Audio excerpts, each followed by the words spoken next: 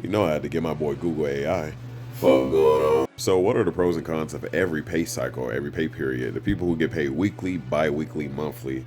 For anyone who already has a favorite, we're going to go over some pros and cons of all of them to see, like, what's everybody's favorite. And then we're going to ask this guy, what does everybody like in the first place? You know what I mean? So let's go ahead and dive deep into that. We're going to ask my boy here some good questions. We got weekly, bi-weekly, and monthly pros and cons. Okay, first it says here that this schedule for weekly is common in trade to retail hospitality industries with many hourly workers. Pros for employees is better cash flow. It provides immediate access to funds for short-term expenses and help those living paycheck to paycheck. It is also faster overtime payout. Ensures that overtime worked one week is paid immediately the following week. And the pros for the employers is higher morale. The frequent pay is linked to improved job satisfaction and retention, and simplified tracking aligns perfectly with the standard work week, making overtime and time card management straightforward. But for the cons, we got high admin burden. Processing payroll 52 times a year is time extensive and costly, especially if a vendor charges per run.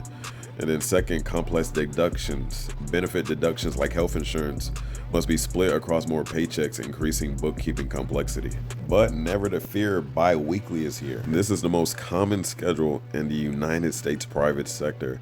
The pros for employees is the bonus paychecks. Twice a year, employees receive 3 paychecks in a single month, and the predictability. Pay lands on the same day every other Friday, making it easier to budget than fixed date schedules.